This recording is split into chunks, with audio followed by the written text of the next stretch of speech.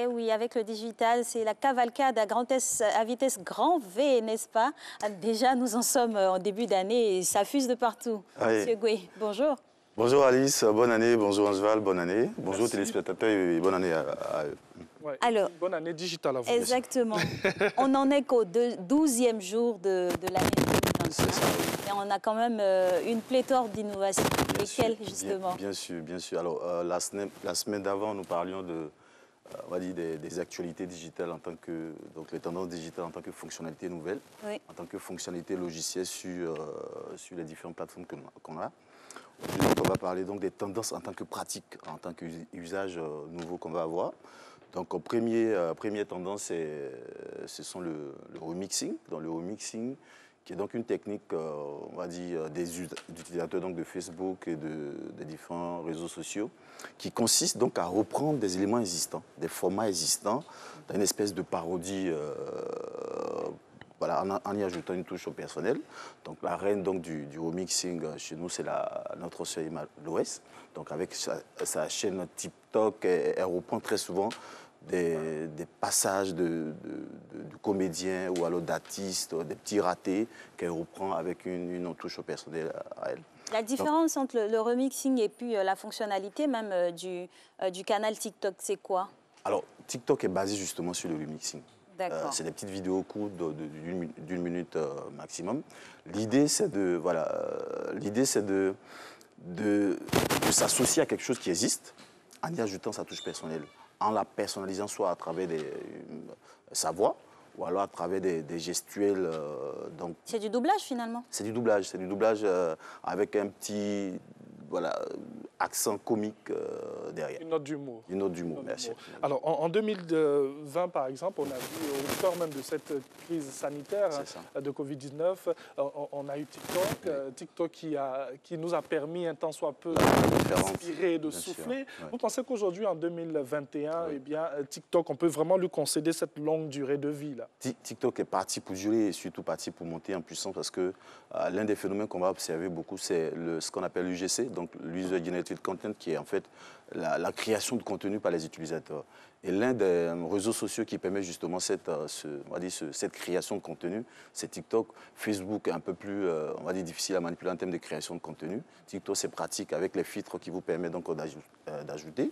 Donc ça va très vite avec TikTok et c'est parti pour durer. Donc la viabilité de TikTok n'est pas à remettre en cause ici? Absolument pas. Bien au contraire, elle va constituer une grande dans les 2-3 ans à venir. Alors, toujours au titre des innovations, qu'est-ce qu'on a? Après, après le remixing, nous avons à côté la bonne vieille story, les stories, les vidéos courtes. L'idée des stories, c'est de plus en plus, on est distancé, on n'a plus le temps de voir forcément nos amis.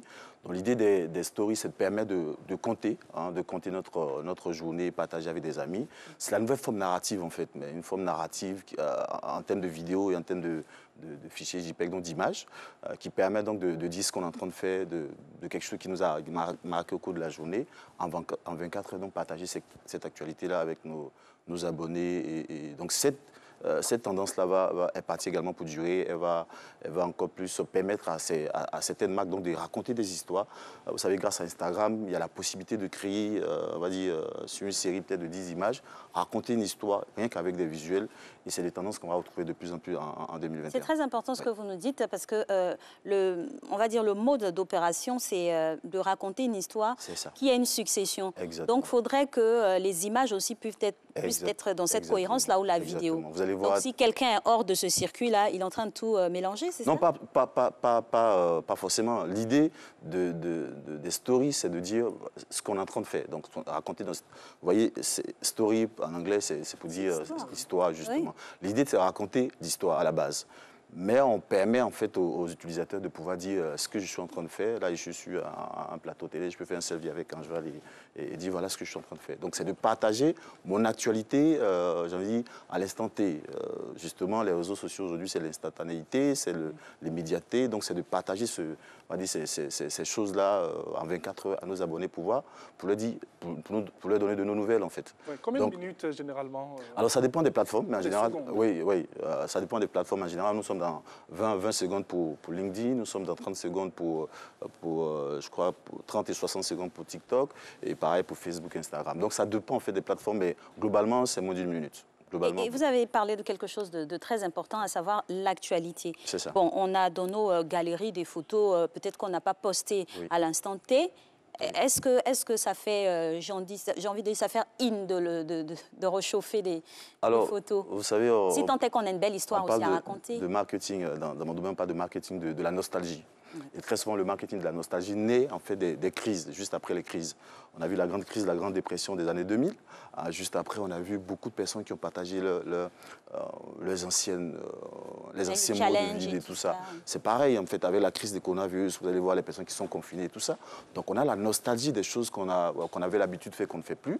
Donc, ça a du sens que moi, je partage une photo où j'étais avec mes potes au quartier, on partait, on se tapait les mains, on s'embrassait, on faisait des accolades.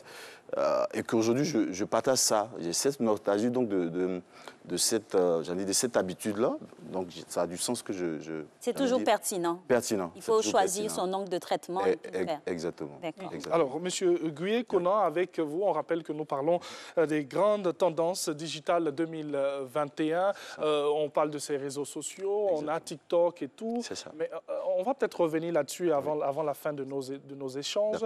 Est-ce qu'on pourrait parler peut-être du téléphone qui est utilisé pour pouvoir avoir tous ces réseaux et toutes ces applications? Est-ce que 2021 serait peut-être aussi l'année du téléphone pliable? On a vu cette technologie-là qui commence à revenir un peu. C'est ça, du côté de, pour ne pas citer peut-être une marque. Oui, pas de publicité. Voilà, je pense que, il y a une marque de téléphone qui avait donc, je crois, il y a un an, 2019-2018 déjà, avait commencé à avoir ce type de téléphone avec des écrans pliables. Est-ce qu'on va retrouver ça en 2021? Je ne saurais dire, puisque je ne suis pas vraiment dans la R&D, donc la recherche et développement donc, de ces marques-là. Mais rien n'est impossible en termes d'innovation. Et toutes les marques de téléphonie, enfin de fabrication de téléphones, se livrent donc une concurrence farouche déjà pour se différencier et apporter beaucoup plus de fonctionnalités aux utilisateurs. Mais de mon avis personnel, l'innovation ne viendra pas côté, j'avais dit, ads, donc c'est-à-dire côté appareil, donc ça va venir côté logiciel, donc côté système d'exploitation. On va beaucoup plus chercher à avoir des téléphones performants qui vous permettent une connectivité rapide. Donc vous allez voir beaucoup plus, comme je le disais, on va vers beaucoup plus de la création de contenu vidéo. Donc on a besoin de téléphones qui puissent lire des vidéos assez rapidement. Vous voyez, 10 ans en arrière, on avait pour lire une vidéo de 30 secondes, il fallait mettre quasiment 1 heure pour qu'elle télécharge et tout ça. Donc on va vers ces téléphones-là qui, en instantané, vont permettre de lire des vidéos téléchargées et lire. Donc notamment avec l'arrivée de la 5G dans les pays comme la France et autres. C'est beaucoup plus dans ce thème-là qu'on va avoir des innovations. Mais en termes d'appareils, on va peut-être rester sur des petits designs qui changent, mais globalement, on devait rester dans ce qu'on connaît déjà. Là, voilà, on est toujours dans la recherche pour pouvoir appâter les consommateurs. C'est ça. Mais au niveau de la 5G ou même de la connectivité dont vous parlez, aujourd'hui, est-ce qu'on peut se dire que nous, au niveau beaucoup plus restreint ici en Côte d'Ivoire, on pourrait rêver de pouvoir aussi côtoyer les étoiles? C'est créer des téléphonies, des maisons de téléphonie, mais je n'en sais pas grand-chose, hein, honnêtement. Mais vous savez, la plupart des maisons téléphoniques qu'on a, soit elles sont, on est arrivé à un stade où il faudrait plus qu'on soit de la France ou alors de l'Afrique du Sud. Donc, si on parle de 5G dans ces pays-là, il faut s'attendre à ce que dans les 2-3 ans à venir, nous aussi, on puissions avoir la 5G. Il faut qu'on soit toujours en retard. On ne peut pas arriver en même temps, en instant. Quelqu'un me disait, on n'a même pas réussi à encore installer, à profiter de la 4G. Pourquoi voulons qu'on aille à la 5G? Ça va arriver, mais il faut pas le dire. Il faut pas dire qu'en 2021, nous aurons la 5G. On parle des pays pas trop loin, comme le Togo et tout. Qui ont la 5G. Ah bon, ça vous m'informe, mais je ne sais pas, mais je trouverais en fait un peu trop ambitieux là qu'on ait la 5G parce que la 5G c'est pas juste donc la technologie, il y a toute l'infrastructure en termes d'installation qu'il faut. Les maisons de téléphonie ont installé de gros investissements en termes d'installation déjà pour la 4G. Si on n'a pas rentabilisé qu'on mette la 5G, je ne suis pas sûr que dans les années, en 2021 nous puissions avoir la 5G. Non. Et autre innovation, autre tendance qu'on peut retrouver, c'est le marketing conversationnel. Dans mon domaine, on dit la meilleure publicité, c'est un client satisfait. Donc, de plus en plus, exactement, de plus en plus, nos clients sont exigeants. Ils ont besoin d'avoir des réponses instantanées à leur requête, à leurs besoins. Et vous remarquez donc, si on a peut-être le visuel, à l'époque, quand une marque publiait, faisait un post, l'utilisateur commentait et il n'y a peut-être pas de réponse, en fait, j'ai envie de dire, de la marque. De plus en plus, vous avez remarqué que la marque publie, donc le fan commente, et vous avez la réponse on va dire de la marque. C'est-à-dire que de plus en plus, les marques répondent aux commentaires. Il y a un vrai échange, il y a un échange direct. Justement, c'est ça le marketing conversationnel. C'est l'ensemble des dispositifs mis en place par les marques pour engager le consommateur, permettre au consommateur de pouvoir interagir avec elle. Et donc, on a tout ce qui est solution CRM, qui est le chatbot. Vous partez sur une page, il y a une espèce de fenêtre qui s'ouvre pour vous demander qu'est-ce qu'elle peut faire pour vous. L'idée, c'est que vous posiez là votre besoin et que la marque vous réponde. Donc, c'est un peu plus ça qu'on va retrouver en 2021. À côté également, en termes de tendance, on va aussi retrouver ce qu'on appelle les communautés privées, TDN, Observateur, ODCI, Tribunal pénal de la mode. L'idée, ce sont ces petits groupes, de larges groupes qui se créent par des personnes lambda, donc anonymes, ou alors des célébrités, autour des hobbies, autour des centres d'intérêt.